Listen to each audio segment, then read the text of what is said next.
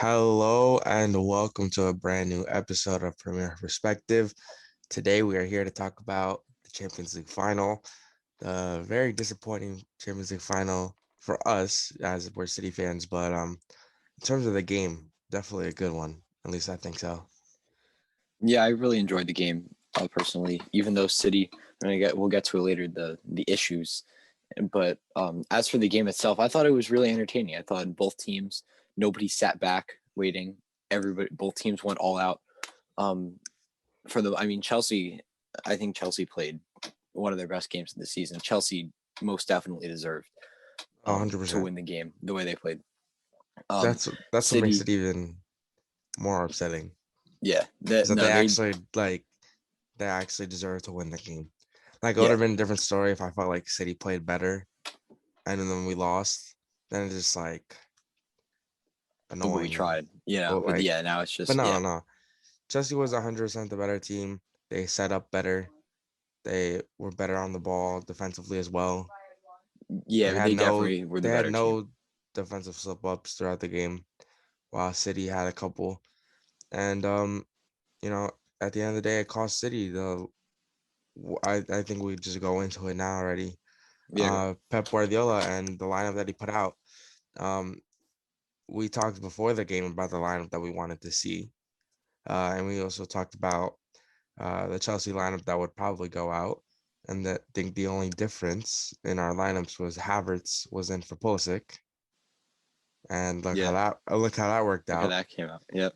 And then for City, we wanted Fernandinho in instead of Sterling. We played Gundogan at holding mid, which was a terrible idea.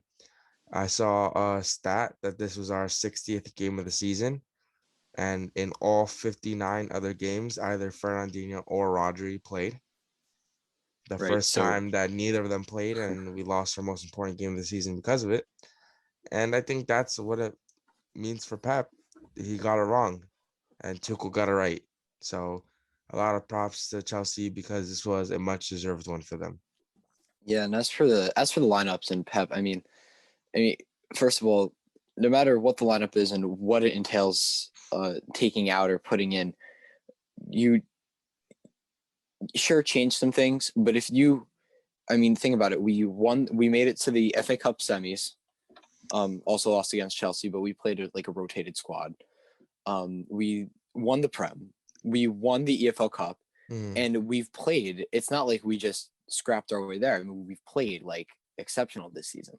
yes, And if you in 59 out of 60 games, you play uh, a system specific system. with a defensive midfielder, even if we change it up a little, if we play a system with a defensive midfielder, one of the most important positions on the team, if not the most, because it holds everything together in the mid and connects Yeah. the back line to everything going forward. If you play that in 59 games, and even though we lost some, if it works for the vast majority of games, if Mm, it's won you the Prem, if it's won you the EFL Cup, if it's got you that far in the FA Cup, why would you change it for the most important game in possibly the club's history? And that was most definitely the problem. mm. If we play a CDM, or even if we make changes to our problems at halftime, Earlier, yes. that's a completely different game because the City we played that long. Also with Raheem Sterling, it's okay to Mm, have a bad season, but I just don't understand why he would play, and start a final. why he would start Raheem Sterling in a final where he hasn't, like, following a season where he hasn't Mm. been so great. And I told you this also during the game that in our two games against Dortmund and our two games against PSG, that I thought City were, I would say, except for that first half against PSG in the first leg, were completely dominant. We yeah, played some of our best football we played all season, probably ever under Pep, and that was that system. And I saw a stat online that Sterling played a combined 10 minutes between the four games. He obviously wasn't part of that system squad that got us here. Don't really understand the thinking behind playing him. Um, he just isn't to that form to put him in. If you wanted speed or something up front, I would have been way more interested in seeing Torres play me or too. or someone else. Like I just don't understand it. But that's City's fault there. Yes. And on the other end, Chelsea had some really great performances from their players.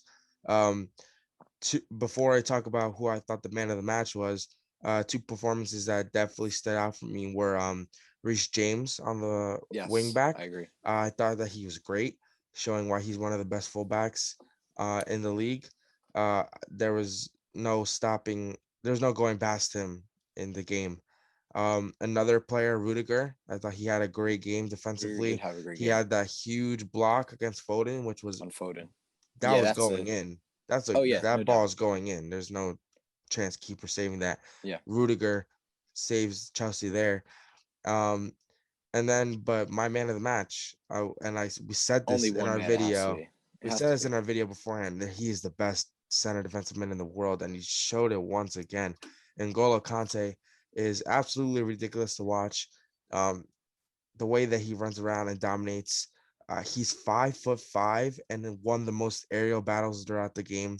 The way he pushes people off the ball, uh, he's just a coach's dream. Yeah, And yeah. I mean, he's everywhere. There was one play that I watched. He was on the defensive end.